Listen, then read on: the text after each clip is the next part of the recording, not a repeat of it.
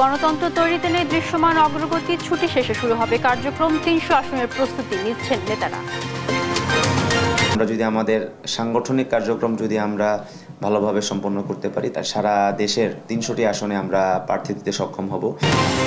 দেশে নিরাময় অযোগ্য রোগে আক্রান্ত ১০ লাখ মানুষের কষ্ট লাঘবে দরকার প্যালিয়েটিভ সেবার সরকারি বেড মাত্র ৩৭টি। স্বৈরাচার পতনে জীবন উৎসর্গ করা আবু সাঈদের পরিবার ঈদ আনন্দ মলিন, খুশির বদলে শোক নিস্তব্ধতার সঙ্গী চান খুনিদের বিচার। এখন ছেলে নাই, আমার দুঃখটা আরো প্রবল ভাবে বেশি। আমার বাবা হারিয়ে গেছে, আমার মনটা কি করে, আমার বাবা আমাকে শান্তি দিয়ে গেছে, তা আমার জীবনে মানুষ না। ঈদের শোকে কাতর জুলাই আন্দোলনে নোয়াখালীর শহীদ রায়হানের মা বাবা, হাতড়ে বেড়ান ছেলের স্মৃতি, হত্যাকারীদের ফাঁসির দাবি।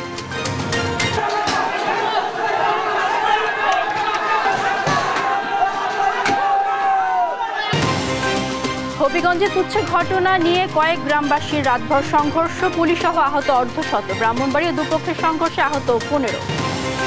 ভূমিকম্পে বিধ্বস্ত মিয়ানমারে ত্রাণের জন্য হাহাকার, জরুরি চিকিৎসা সেবার সংকট, মৃতের সংখ্যা ছাড়ালো ৭০০। এবং আঞ্চলিক ক্রিকেট সংস্থার অভাবে ঢাকার বাইরের ক্রিকেটাররা থাকছে নির্বাচন প্রক্রিয়ার বাইরে, অভিমত মিনহাজুল আবেদিন রান্নুর। দর্শক দেখছিলেন সংবাদ শিরোনামগুলো। সংবাদ সকালে আপনাদের সাথে আছে মারজানা শুক্তি। জানাবো বিস্তারিত খবর। আত্মপ্রকাশের ১ মাস পার হলেও নিবন্ধনের কোনো উদ্যোগ নেই নবগঠিত রাজনৈতিক দল জাতীয় নাগরিক পার্টির। এখনও দৃশ্যমান অগ্রগতি দেখা যায়নি দলের গঠনতন্ত্র, বিধিমালা, নির্বাচনী ইশতেহার তৈরি সহ দল নিবন্ধনের পূর্বশর্ত পূরণে। তবে দলটির নেতারা জানান, ঈদের ছুটি শেষে পুরোদমে শুরু হবে সাংগঠনিক কার্যক্রম। নির্বাচন যখনই হোক ৩০০ আসনের জন্য প্রস্তুত এনসিপি। পূর্বগঠিত ৪৫০ থানা উপজেলার নাগরিক কমিটির অনেকেই যোগ দেবেন নাগরিক পার্টিতে। আরও জানাচ্ছেন জান্নাতুল মোহনা। ২৮ ফেব্রুয়ারি মহা ধুমধাম ও বর্ণিল আয়োজনে আত্মপ্রকাশ করে নতুন রাজনৈতিক দল জাতীয় নাগরিক পার্টি এনসিপি। এরপর রমজান জুড়ে বিভিন্ন রাজনৈতিক দল জুলাই গণ অভ্যুত্থানের আহত ও শহীদ পরিবারের সদস্যদের সঙ্গে ইফতার কার্যক্রম চালায় দলটি। শেষ দিকে নিজ নিজ নির্বাচনী এলাকায় ব্যাপক শোডাউন সহ জনসংযোগ করতে দেখা যায় কেন্দ্রীয় নেতাদের। এরই ভেতর ২০ এপ্রিলের মধ্যে নতুন দল নিবন্ধনের জন্য আহ্বান জানান নির্বাচন কমিশন। যদিও তা রাষ্ট্র সংস্কার আন্দোলনের রিটের প্রেক্ষিতে স্থগিত করেন আদালত। এ নিয়ে কোনো আইনি পদক্ষেপ নেয়নি এনসিপি। দলের যুগ্ম সদস্য সচিব মুশফিকুর সালেহীন জানান, ঈদের পর পুরো দমে মাঠে নামবে এনসিপি। ইতোমধ্যে প্রস্তুত সদস্য ফর্ম। থানা উপজেলা পর্যায়ে নাগরিক কমিটির অনেকেই যোগ দিবেন এনসিপিতে। নাগরিক কমিটি যখন গঠন করা হয়েছিল, আমাদের ৪৫০ থানা উপজেলায় কমিটি অলরেডি ছিল। এদের মধ্যে একটা অংশ রয়েছেন যারা আসলে রাজনীতিতে যুক্ত হতে চান, সক্রিয় রাজনীতিতে। তো আমাদের আসলে সেটা প্রস্তুত রয়েছে। এটা জাস্ট একটা আপনার দাপ্তরিকভাবে এটাকে অ্যাপ্রুভ করাটাই শুধুমাত্র একটা সময়ের ব্যাপার বললাম। দ্রুতই দল নিবন্ধনের সব প্রক্রিয়া সম্পূর্ণ করার আশা জানান যুগ্ম মুখ্য সমন্বয়ক তরিকুল ইসলাম। বলেন, ৩০০ আসনে লড়াইয়ে প্রস্তুত এনসিপি। আমরা যদি আমাদের সাংগঠনিক কার্যক্রম যদি আমরা ভালোভাবে সম্পন্ন করতে পারি, তাহলে অবশ্যই সেই ক্ষেত্রে আমাদের সারা দেশের ৩০০টি আসনে আমরা প্রার্থী দিতে সক্ষম হব। খুব দ্রুত সময়ের মধ্যে আমরা নিবন্ধনের জন্য যে প্রাথমিক যে ক্রাইটেরিয়া, যে জায়গাগুলো আছে, সেগুলো আমরা সম্পন্ন করতে পারব। ১ মাস পেরিয়ে গেলেও এখনো দলের গঠনতন্ত্র, বিধিমালা, নির্বাচনী ইশতেহার প্রকাশ করেনি এনসিপি। যদিও নির্বাচন নিয়ে প্রধান উপদেষ্টার ঘোষিত সময় দল গোছানোর জন্য যথেষ্ট বলে মনে করছেন দলটির নেতাকর্মীরা। জান্নাতুল মোহনা, দেশ টিভি, ঢাকা। দেশে নিরাময় অযোগ্য রোগে আক্রান্ত প্রায় ১০ লাখ মানুষের প্যালিয়েটিভ সেবা দরকার হলেও সরকারি পর্যায়ে বেড সংখ্যা মাত্র ৩৭টি। নেই বিশেষজ্ঞ চিকিৎসক ও দক্ষ নার্স। অসহ্য ব্যথা যন্ত্রণা কিছুটা কমিয়ে শারীরিক মানসিক প্রশান্তি দেয় এই চিকিৎসা সেবা। এসডিজি লক্ষ্যমাত্রার প্রান্তিক পর্যায়ে এ সেবা প্রদানের শর্ত থাকলেও সেবা দেওয়া হয় শুধুমাত্র শাহবাগে বাংলাদেশ মেডিকেল কলেজ বিশ্ববিদ্যালয়। এমনকি নানা জটিলতায় পাওয়া যায় না মরফিনের মতো প্রয়োজনীয় ঔষধ। হাসান মাহমুদের রিপোর্টে বিস্তারিত। লালমাটিয়ার কবির আহমেদ ৩ বছর ধরে সংগ্রাম করছেন ক্যান্সারের সঙ্গে। চিকিৎসা নিয়েছেন ভারতেও। সুস্থতার কোনো লক্ষণ না থাকায় তীব্র ব্যথা কিছুটা কমাতে ভর্তি আছেন শাহবাগের বাংলাদেশ মেডিকেল বিশ্ববিদ্যালয়ের প্যালিয়েটিভ কেয়ার ইউনিটে। লক্ষ্য যন্ত্রণা কিছুটা কমানো। রিজাল্টটাতে প্রায় 1 বছর ধরে টিকা করার পরে খুব একটা ভালো রেজাল্ট পাইনি, তারপর বাসায় নিয়ে গেছি, পরামর্শ এখানে নিয়ে আসছি। একইভাবে এই ইউনিটে ভর্তি অধিকাংশ রোগীর অবস্থায় সংকটাপন্ন। কিছুটা ব্যথা লাঘবের জন্য স্বজনরা তাদের এখানে এনেছেন। টিপ লাগাইছি, পানি বাইরে মানে শ্বাসকষ্ট কম হয়, মানে রোগীর কষ্ট কমায় আর কি, শান্তি পা। এখানে একবার অপারেশন করছে, এরপরে আবার সমস্যা দিছে 5-6 মাস পরে, আবার ফ্যাট ফুলে গেছে, আবার আনছে, পানি বাইর করছে। জীবনের শেষ মুহূর্তে রোগীদের শারীরিক ব্যথা কমিয়ে আত্মিক প্রশান্তি দিতে চেষ্টা থাকে এখানকার চিকিৎসকদের। আমাদের সেই চেষ্টাটাই থাকে যে রোগী আমরা ভালো করতে পারছি না, তবে তাদের যেন কষ্ট কম হয় সেরকম সিমটোমেটিক ম্যানেজমেন্ট বা আমরা যেটাকে বলি কনজারভেটিভ ম্যানেজমেন্ট, সেটা কিছু ওষুধের মাধ্যমে হোক আর ইঞ্জেকশনের মাধ্যমে হোক, তাদের কষ্টটা কমানো হচ্ছে আমাদের প্রধান উদ্দেশ্য থাকে। দেশে ক্যান্সার, কিডনি বিকলের মতো রোগে আক্রান্ত কমপক্ষে 10 লাখ মানুষের দরকার এ সেবা। জাতিসংঘের এসডিজি লক্ষ্যমাত্রায় প্রান্তিক পর্যায়ে প্যালিয়েটিভ সেবা নিশ্চিতের শর্ত থাকলেও দেশে কোনো উদ্যোগ নেই সরকারি পর্যায়ে। প্যালিয়েটিভ কেয়ারের একটা নীতিমালা স্বাস্থ্য অধিদপ্তর থেকে তৈরি হওয়ার প্রয়োজন, যে আমরা কিভাবে palliative end of life care service দেওয়ার জন্য বিদেশের সব দেশেই একটা নীতিমালা আছে, তা আমাদের দেশে এখনো নীতিমালা প্রণয়ন করা হয়নি। প্যালিয়েটিভ কেয়ার যে সবার দায়িত্ব, সমস্ত স্বাস্থ্যসেবা প্রতিষ্ঠানে এটাকে ইন্টিগ্রেটেড করা দরকার। উন্নত বিশ্বে স্পিরিচুয়াল মেডিসিন বিষয়ে গবেষণা হচ্ছে এমন রোগীদের প্রশান্তি দিতে, তবে বাংলাদেশে এই বিষয়ে প্রাথমিক কোনো গবেষণাও নেই। ক্যান্সার বিশেষজ্ঞ আমাদের দেশে অনেক আছেন, কিন্তু ওনারা আমাদের এখানে যে লিম্ফিডিমা কেয়ার হয় এবং অ্যাডভান্স পেইন ম্যানেজমেন্টের সমস্ত কিছু করা হয়, মরফিন অ্যাভেলেবল আছে, এটা দিনাজপুর, রংপুর, বগুড়ার মানুষ হয়তো অনেকে জানেন না। তো যদি রেফারেল সিস্টেমটা চালু করা যেত, যে ক্যান্সার রোগীরা ক্যান্সার পরবর্তী চিকিৎসার জন্য প্যালিয়েটিভ মেডিসিন ডিপার্টমেন্ট বা এই প্যালিয়েটিভ মেডিসিনের কোনো সেন্টারের সঙ্গে যোগাযোগ রাখবেন, তাহলে বোধহয় আরও ভালো সেবা তারা নিতে পারতেন। এ অবস্থায় অন্তত উপজেলা পর্যায়ের চিকিৎসকদের প্রাথমিক প্রশিক্ষণের আওতায় আনা দরকার বলে মত বিশেষজ্ঞদের। হাসান মাহমুদ, দেশ টিভি, ঢাকা। চারপাশে ঈদের আনন্দ, পরিবার স্বজনদের পদচারণায় মুখর প্রতিটি বাড়ি, পাড়া, গ্রাম। কিন্তু জুলাই আন্দোলনের প্রথম শহীদ আবু সাইদের পরিবারে ঈদের আনন্দ মলিন। 7 মাস আগে প্রিয় সন্তান হারানো পরিবারটি উৎসবের আমেজ থেকে বঞ্চিত। মা বাবা চান জুলাই হত্যার দ্রুত বিচার। সহকর্মী রফিকুল ইসলামের পাঠানো তথ্য ছবিতে জানাচ্ছেন অঙ্কন চৌধুরী। আগের ঈদে মা তার বিশ্ববিদ্যালয় পড়ুয়া ছেলের প্রিয় খাবার রান্না করতেন। এবারও ঈদ এসেছে, কিন্তু আবু সাইদ নেই। মা শুধু স্মৃতি আঁকড়ে ধরে কখনো ডুকরে, কখনো বা নীরবে কাঁদছেন। আমার ছেলে এমন করে হারিয়ে গেল, আমাকে একটা কথা করলি না, ভাইয়ের গেলে মনে করলি না, বোনের গেলে মনে করলি না, কারো মনে করলি না, আল্লাহ এমন করে। গত ঈদে ছেলের দেয়া নতুন পোশাক পরে বাবা ঈদগায় গিয়েছিলেন, আর এবার যেতে হলো ছেলের কবর পেরিয়ে। উঠোনে ছেলের কবর, তাই আনন্দের বদলে বাবার হৃদয়ে শুধুই শূন্যতা। চারপাশে খুশির উৎসব, কিন্তু শহীদ আবু সাইদের বাড়িতে নিস্তব্ধতা। যেখানে আগে প্রাণচাঞ্চল্য ছিল, সেখানে আজ নীরবতা। ভাই বোন প্রিয়জন হারিয়ে আজ অসহায়। আগে টিউশনির টাকা দিয়ে ভাইয়া যেটা আনতো, মানে ওইটাতেই অনেক খুশি ছিলাম আমরা। এখন এত টাকা পয়সা অনুদান পায়া, মানে যেটা আমরা কিনতে পারবো, ওইটা দিয়ে কোনো আনন্দ নাই আমাদের। জুলাই বিপ্লবে আত্মদানকারী আবু সাইদ ছিলেন বেগম রোকেয়া বিশ্ববিদ্যালয়ের ইংরেজি বিভাগের শিক্ষার্থী। তার আত্মদান পতিত সরকারের দাম্ভিকতা ভেঙে দিয়েছে। নিউজ ডেস্ক, দেশ টিভি। 5 আগস্ট রাজধানীর বাড্ডায় বিজয় মিছিলে যোগ দিলে পুলিশের গুলিতে নিহত হন মোহাম্মদ রায়হান। তিনি নোয়াখালীর মোজাম্মেল হোসেন ও আমেনা দম্পতির একমাত্র ছেলে। গুলশান কমার্স কলেজ থেকে এইচএসসি পরীক্ষা দিলেও ফল প্রকাশের আগেই জীবন হারান পুলিশের গুলিতে। এই ঈদে বাবা মার কাছে নেই রায়হান, নেই তার হাসি মুখ, নেই ঈদের নতুন জামা কেনার আনন্দ। শুধু রয়ে গেছে এক শূন্যতা, এক অপূর্ণতা আর চোখের জলে ভিজে যাওয়া স্মৃতির পাতাগুলো। সহকর্মী মাওলা সুজনের পাঠানো তথ্য ছবিতে জানাচ্ছেন অঙ্কন চৌধুরী। প্রথম ঈদ, রাহান ছাড়া ঈদ করতে হবে, আমার রাহান তো কবরে শুয়ে আছে।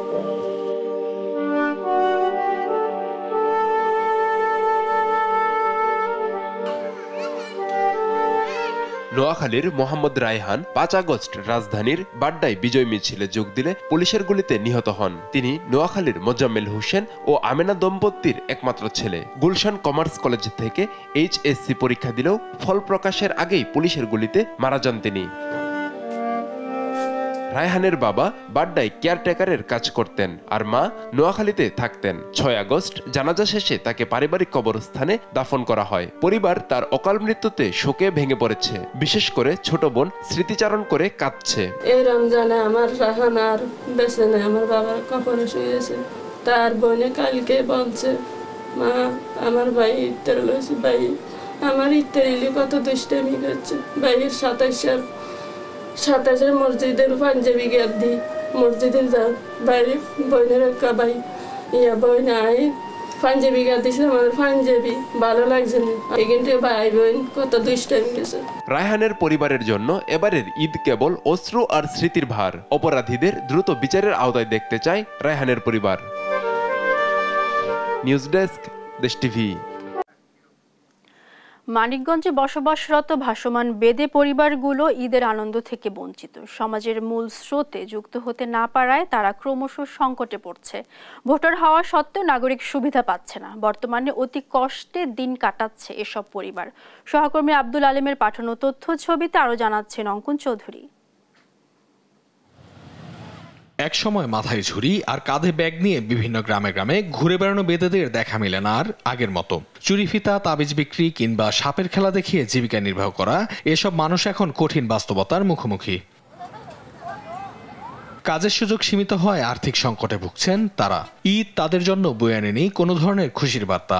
না, ঈদ পয়লা বৈশাখে আমাদের হোনার আনন্দ হয় না, কারণ আমাদের ইনকাম নাই, তো তার জন্য কোনো আনন্দ নাই। এই যে গ্রামে টিরামে যায়, যা পায় পেটেই খেতে পারি না। ঈদের মধ্যে আমরা কি দেবো? যদি সরকার একটু আমাদের জন্য একটু দেখে, একটু আমাদের দিক, তাহলে আমরা মনে করি কিছু সাহায্য করে তো আমরা ইত্যাদি একটু শান্তি বাজে করতে পারি। আর রুজি নাই, আমাদের ব্যবসা বাণিজ্য নাই, আমরা জামা কাপড় বাচ্চাদের দিতে পারি না, পেটেই খাতে পারি না। জেলার সমাজসেবা কার্যালয়ের তথ্য মতে মানিকগঞ্জে 7 উপজেলায় প্রায় 500 ভাসমান বেদে পরিবার রয়েছে। 2019-20 অর্থ বছরে তাদের জন্য একটি অনুদান প্রকল্প চালু ছিল, যা বর্তমানে বন্ধ রয়েছে। বেদে পরিবারগুলোকে সরকারিভাবে সহযোগিতা করার আহ্বান সুজনের। আমি মনে করি যে ঈদ বা বিভিন্ন পূজা পার্বণে তাদের জন্য সরকারের বিভিন্ন ধরনের ব্যবস্থা থাকা দরকার এবং তাদের প্রতি আমাদের মানবিক হওয়া দরকার। আশা করব সদস্য সরকার বা আমাদের জেলার প্রশাসন বা অন্যান্য যে সংস্থাগুলো আছে তারা তাদের ব্যাপারে অনেকটা আন্তরিক হবে। সংশ্লিষ্ট দপ্তরের সঙ্গে আলোচনা করেই ঈদ সহ পরবর্তী সময়ে বেদে সম্প্রদায়ের জন্য সহায়তার ব্যবস্থা করা হবে বলে জানান জেলা প্রশাসক। সমাজসেবা অধিদপ্তরের মাধ্যমে একটা ব্যবস্থা নিব। পাশাপাশি আমাদের যে সামাজিক নিরাপত্তামূলক কর্মসূচি আছে আমাদের ত্রাণ শাখা থেকে, জেলা প্রশাসনের, এখান থেকেও আমরা একটা ব্যবস্থা নিব। আধুনিক সভ্যতায় পিছিয়ে পড়া বেদে সম্প্রদায়ের পাশে থেকে সার্বিক সহযোগিতা করবে সরকার, এমনটাই প্রত্যাশা সবার। নিউজ ডেস্ক, দেশ টিভি। ঈদের তৃতীয় দিনেও ঢাকা ছাড়ছেন অনেকেই। কমলাপুর থেকে ছেড়ে যাচ্ছে আন্তনগর ট্রেন। সেখানকার পরিস্থিতি জানাতে সরাসরি যুক্ত হচ্ছেন আমাদের সহকর্মী আলিমুজ্জামান সাফওয়ান। সাফওয়ান, যেহেতু আজ ঈদের তৃতীয় দিন, জানাবেন যাত্রীদের চাপ কেমন এবং ঢাকা ছেড়ে যাচ্ছে কিনা যাত্রীরা, আমাদের জানাবেন। এই মুহূর্তে আমি কমলাপুরে রয়েছি এবং আজ কিন্তু ঈদের তৃতীয় দিন। তো আজকেও কিন্তু আমরা দেখতে পাচ্ছি যে অনেক পরিমাণে যাত্রী তারা কিন্তু ঈদের উদ্দেশ্যে তারা বাড়ি যাচ্ছে এবং সকাল থেকে কমলাপুর রেলওয়ে স্টেশনে অনেক ভিড় দেখতে পেয়েছি। এখনও কিন্তু অনেক যাত্রী কমলাপুর রেল স্টেশনে প্রবেশ করছেন এবং তারা তাদের নিজ নিজ গন্তব্যের উদ্দেশ্যে রওনা করছেন। তো প্রতিবার আসলে যে ট্রেনের যে লেটের ইস্যুটা থাকে সেটা কিন্তু এখনও আমরা দেখতে পাচ্ছি না। প্ল্যাটফর্মগুলোতে কিন্তু যথাসময়ে ট্রেনগুলো ঢাকার বাইরে থেকে বিভিন্ন গন্তব্য থেকে এসে পৌঁছাচ্ছে এবং আবারও যাত্রী নিয়ে ঢাকার থেকে বিভিন্ন গন্তব্যের উদ্দেশ্যে যাচ্ছে।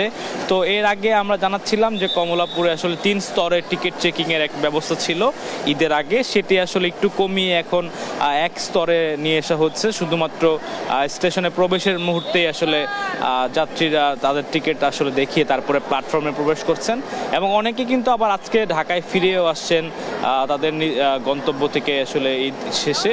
তো আসলে সবসময় যে ভোগান্তির বিষয়টা থাকে সেটা এখনও আমরা দেখতে পাচ্ছি না। যারা ঢাকা ত্যাগ করছেন তারাও স্বাচ্ছন্দ্যেই যাচ্ছেন এবং যারা আবার ফিরে আসছেন আর তারাও কিন্তু এক প্রকার স্বাচ্ছন্দ্যেই আসছেন। আর টিকিটের যে বিষয় সেটি কিন্তু আজকে আমরা দেখতে পেয়েছি যে স্টেশন থেকে টিকিট কেটে তারপরও যাত্রা করা যাচ্ছে, অর্থাৎ শতভাগ অনলাইনে যে টিকিট ব্যবস্থা ছিল সেটা থেকে এখন কাউন্টারও আমরা কিছুক্ষণ আগে দেখতে পেয়েছি যে যাত্রীরা কাউন্টার থেকেও লাইনে দাঁড়িয়ে টিকিট কাটছেন এবং তাদের গন্তব্যের উদ্দেশ্যে যাচ্ছেন।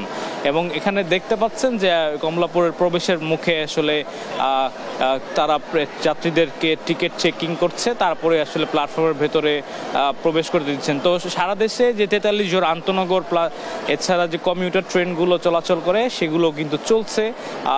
মোটামুটি ভিড় থাকলে আসলে খুব একটা যে চাপ সেটি কিন্তু নেই, এবং বলা যায় যে এক প্রকার স্বাচ্ছন্দ্যেই তারা ভ্রমণ করতে পারছেন। এরপরে কিন্তু আসলে 6 তারিখ থেকে সরকারি ছুটি শেষ হওয়ার পরে সবাই কর্মস্থলে ফিরবে, সুতরাং কিছুটা চাপ এখনো কম দেখতে পাচ্ছি আমরা। এবং যত আসলে দিন গড়াচ্ছে ততই আসলে তারা তাদের ঈদের ভ্রমণটা শেষে আবার কিন্তু ঢাকায় ফিরে আসছে, এমনটাই কিন্তু আমরা দেখতে পাচ্ছি। তো আমার কাছে রাজধানীর কমলাপুর রেলওয়ে স্টেশন থেকে এই ছিল ঈদযাত্রার সর্বশেষ খবর। সাফওয়ান, আপনাকে ধন্যবাদ। দর্শক, কমলাপুর রেল স্টেশনের ঈদের তৃতীয় দিনের সার্বিক পরিস্থিতি জানাচ্ছিলেন আমাদের সহকর্মী আলিমুজ্জামান সাফওয়ান। চলে যাব পরবর্তী খবরে।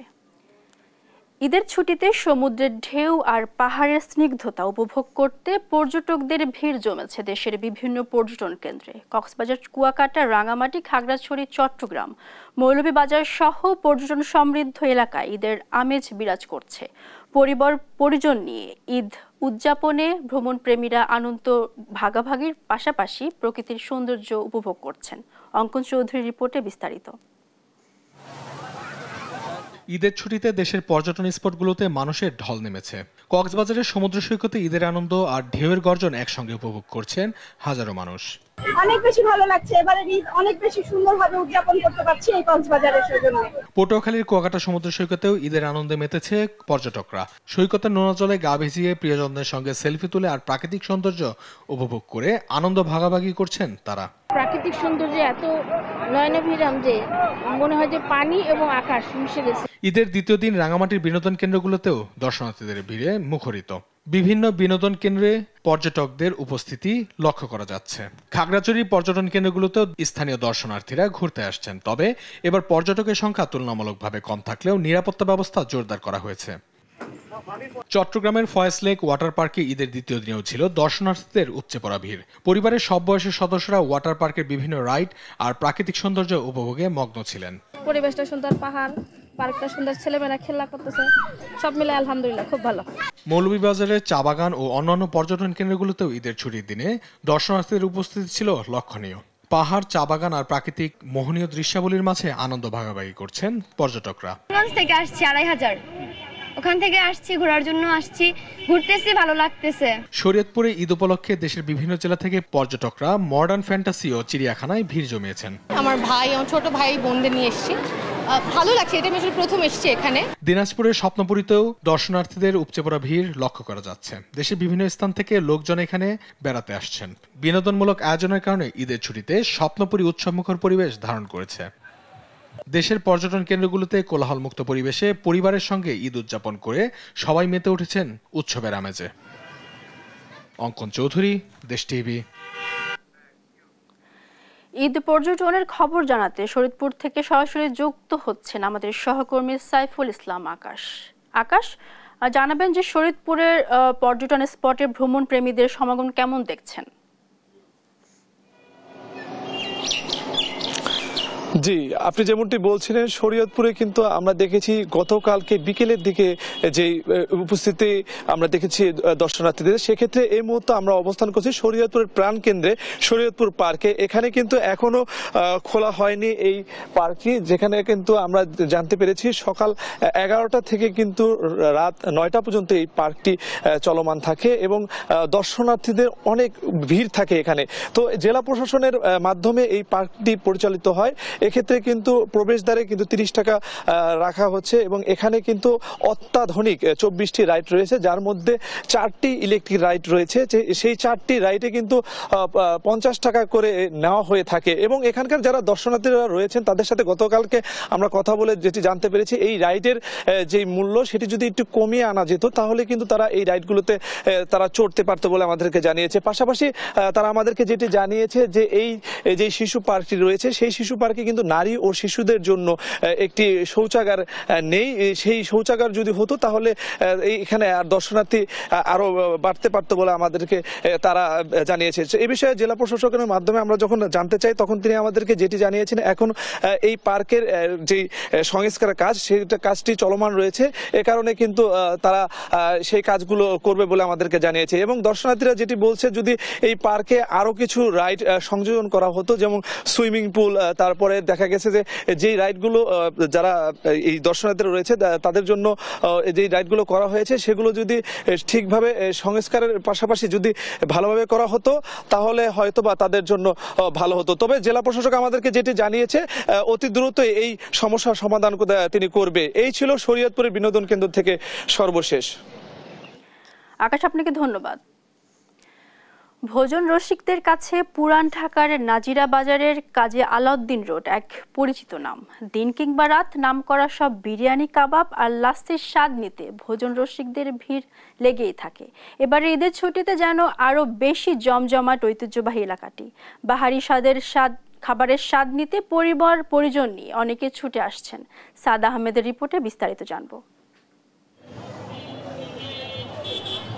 ঘড়ির কাঁটায় মধ্যরাত পেরিয়ে গেছে অনেক আগেই। সারাদিনের ক্লান্তি শেষে এ সময় পুরো শহর যখন বিশ্রামের প্রস্তুতি নেয় তখনই জেগে ওঠে পুরান ঢাকার নাজিরা বাজার। বিরিয়ানি গ্রান আর ধোঁয়া ওঠা কাবাবে তৃপ্তি খুঁজে পান দূর দূরান্ত থেকে ছুটে আসা ভোজন রসিকরা। দিনে অনেকটাই ঝিমিয়ে থাকা সড়কটি সরগরম হয়ে ওঠে রাতে। যতই রাত বাড়ে ততই যেন জমে ওঠে এখানকার খাবারের দোকান ও এর চারপাশ। তাই তো বাহারি খাবারের স্বাদ নিতে নগরীর বিভিন্ন প্রান্ত থেকে পরিবার পরিজন নিয়ে ছুটে আসেন অনেকেই। রাত বাড়ার সঙ্গে সঙ্গে পাল্লা দিয়ে বাড়ে ক্রেতা সমাগম। বিরিয়ানি, কাবাব, লাচ্ছি কি নেই এখানে। তাই তো ভোজন রসিকদের প্রথম পছন্দ পুরান ঢাকার নাজিরা বাজার। আমি এখানে কাবাবের জন্য এসেছিলাম, দেন একটা ড্রিঙ্ক নিলাম, দেন এখানে পান ট্রাই করি। এখানে মেইনলি হালিম খাওয়ার জন্য আসছিলাম, বাট অফ ছিল। আসলে এটা আমার লাইফের ফার্স্ট টাইম হচ্ছে নাজিরা বাজারে এভাবে আসা। অ্যাকচুয়ালি আমি আসছি কুমিল্লা থেকে। পুরান ঢাকার গল্প প্রতিদিনই শুনি।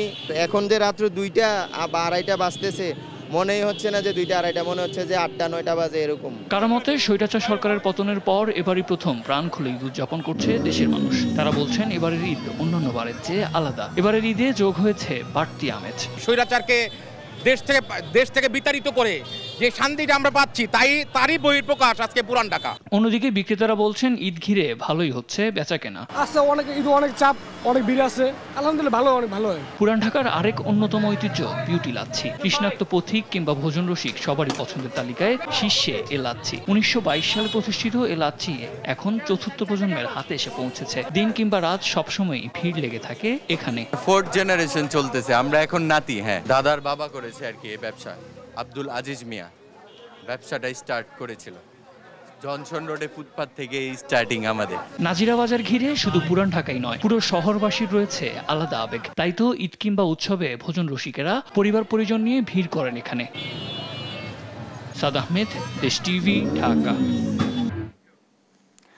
সাতক্ষীরার আশাশুনিতে খোলপেটুয়া নদীর বেড়িবাঁধ ভেঙে প্লাবিত হয়েছে অন্তত 10টি গ্রাম। ভাঙনের দ্বিতীয় দিনেও বিকল্প বাঁধ নির্মাণ না করতে পারায় পানিবন্দী হয়ে পড়েছেন প্রায় 15,000 মানুষ। সবাই যখন ঈদ উদযাপন করছে তখন পানিতে নিমজ্জিত এই মানুষগুলো এখনও পায়নি কোনো সহায়তা।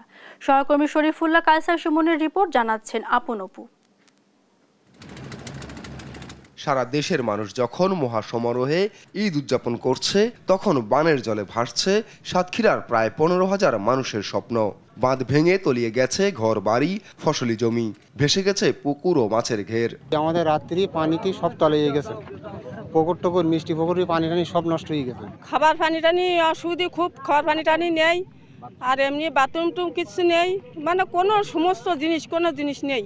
আমাদের অনেক ঘর বাড়ি পুড়ে গেছে, ক্ষয়ক্ষতি বহুত ক্ষয়ক্ষতি হয়ে গেছে। সোমবার সকালে আশাশুনিতে খোলপেটুয়া নদীর ভাঙনে বিলীন হয়ে যায় বিছট গ্রামের প্রায় 150 ফুট দৈর্ঘ্যের বেড়ি বাঁধ। প্লাবিত হয় 10টির মতো গ্রাম।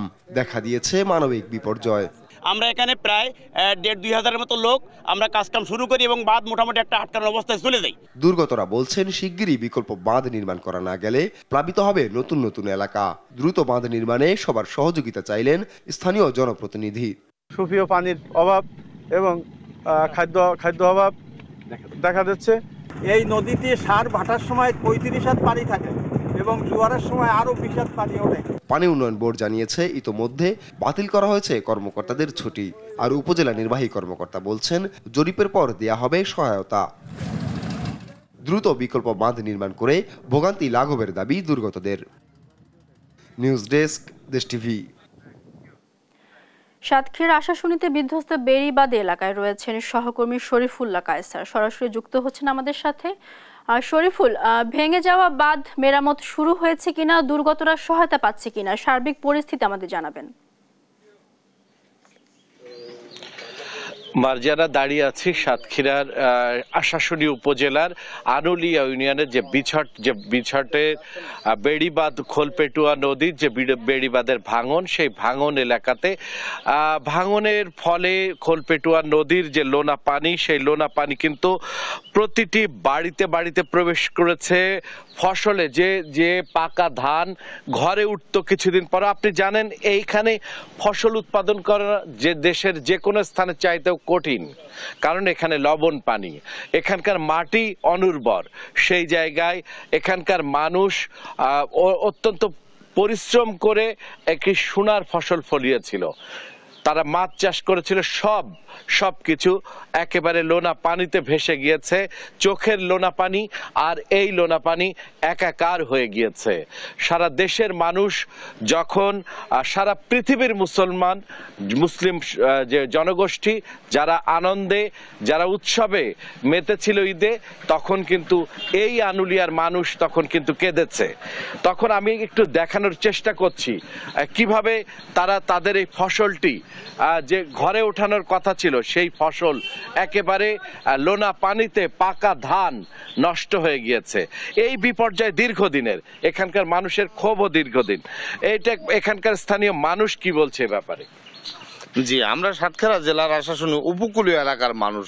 প্রায় প্রতিনিয়ত আমাদের এই এলাকা প্রাকৃতিক প্রতিকূলতা আঘাত হানে। আমার প্রশ্ন, যে দেশে পদ্মা সেতু, satellite, Bangabandhu tunnel, elevated express হতে পারে, সেই দেশের নাগরিক হিসেবে কেন বারবার আমি প্লাবিত হব, বারবার এই প্রাকৃতিক প্রতিকূলতার সম্মুখীন হতে হবে আমাকে? এই এলাকার মানুষের আহাজারি আর্তনাদ এত বারবার ব্যক্ত করা সত্ত্বেও পানি উন্নয়ন বোর্ড কিংবা সংশ্লিষ্ট কর্তৃপক্ষ বা সরকার কোনোই পদক্ষেপ নিচ্ছে না। আমি আজকে সরকারের কাছে প্রশ্ন রাখতে চাই, আমাদের কি বাঁচার অধিকার নেই?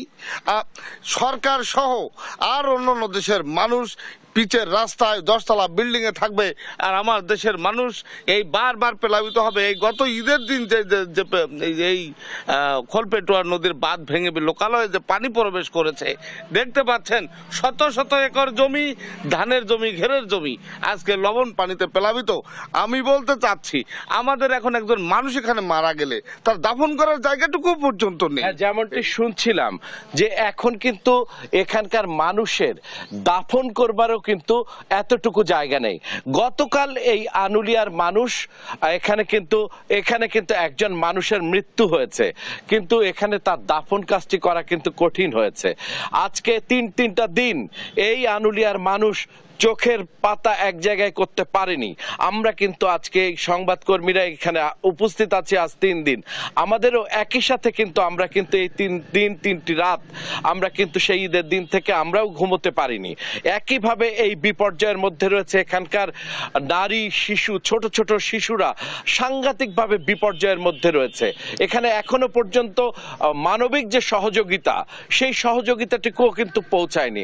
সাধারণত এ ধরনের দুর্যোগে মানুষের মধ্যে যে সহযোগিতা পৌঁছায়, সেই সহযোগিতাগুলো আমরা পেতে দেখিনি। এই ছিল মার্জানা সাতক্ষীরার আনুলিয়ার যে বাঁধ ভেঙে যে বিপর্যয়, তার সর্বশেষ। শরীফুল, আপনাকে ধন্যবাদ। দর্শক, সাতক্ষীরার বিধ্বস্ত বেড়িবাঁধের খবর জানাচ্ছিলেন সহকর্মী শরীফুল্লাহ কায়সার। হবিগঞ্জের বাহুবল উপজেলায় তুচ্ছ ঘটনাকে কেন্দ্র করে কয়েক গ্রামের সংঘর্ষে আহত হয়েছেন পুলিশ সহ কমপক্ষে 50 জন। এ সময় দোকানপাট ভাঙচুর করা হয়। গতরাতে উপজেলার বানিয়াগাঁও সহ আশপাশের কয়েকটি গ্রামে সংঘর্ষ বাধে। এদিকে ব্রাহ্মণবাড়িয়ার নাসিরনগরে ফুটবল খেলাকে নিয়ে বিরোধে দুপক্ষের সংঘর্ষে আহত হয়েছে 15 জন। অঙ্কন চৌধুরীর রিপোর্টে বিস্তারিত জানব। হবিগঞ্জের বাহুবল উপজেলার মিরপুর বাজারে বানিয়াগাঁও ও চাইরগাঁও গ্রামবাসীর মধ্যে মঙ্গলবার বিকালে 5:15টার দিকে সংঘর্ষ শুরু হয়। শত শত গ্রামবাসী দেশীয় অস্ত্র নিয়ে সংঘর্ষে জড়িয়ে পড়ে। এক পর্যায়ে এই সংঘর্ষে যোগ দেয় আশেপাশের আরো বেশ কয়েকটি গ্রামের মানুষ। মিরপুর বাজার পরিণত হয় রণক্ষেত্রে। রাতে মাইকে ঘোষণা দিয়ে টর্চ লাইট জ্বালিয়ে সংঘর্ষে জড়ায় গ্রামবাসী। এ সময় বিভিন্ন ব্যবসা প্রতিষ্ঠানে ভাঙচুর করা হয়। তবে কি নিয়ে ঘটনার সূত্রপাত তা কেউই নিশ্চিত নয়। কেউ বলছেন নারীকে উত্ত্যক্ত করা, আবার কেউ বলছেন মোটরসাইকেলের ব্যাটারি কেনাকে কেন্দ্র করে এই সংঘর্ষ। আসলে দীর্ঘক্ষণ যাবত মার করছে, কি জন্য মার করছে তা আমরা জানি না। আমাদের এসপি মহোদয়, ওসি মহোদয় যথেষ্ট সহযোগিতা করছে। সেনাবাহিনীর লোকজন আসার পরে আমরা দুই পক্ষকে আমরা বিতাড়িত করতে সম্ভব হয়েছি। সেনাবাহিনী ও পুলিশ যৌথ অভিযানে প্রায় 3 ঘন্টা পর রাত 8:30 থেকে সংঘর্ষ নিয়ন্ত্রণে আসে। পুলিশ সেনাবাহিনী যৌথভাবে আমরা কাজ করতেছি। পরিস্থিতি এখন নিয়ন্ত্রণে আছে। সংঘর্ষের কোনো কারণ এখন উদ্ঘাটন করতে পারি না। এই মিরপুর একটা প্রসিদ্ধ এলাকা, প্রসিদ্ধ স্থান। এই এলাকার মাঝে সবসময় দাঙ্গা হাঙ্গামা লেগে থাকে। প্রায় 3 ঘন্টা ব্যাপী ভয়াবহ রক্তক্ষয়ী সংঘর্ষ।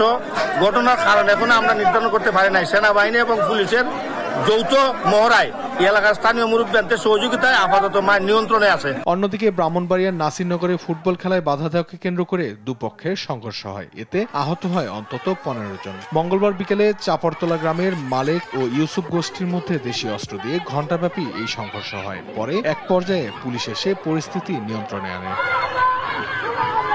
অঙ্কন চৌধুরী, দেশ টিভি। দেখছেন সংবাদ সকাল।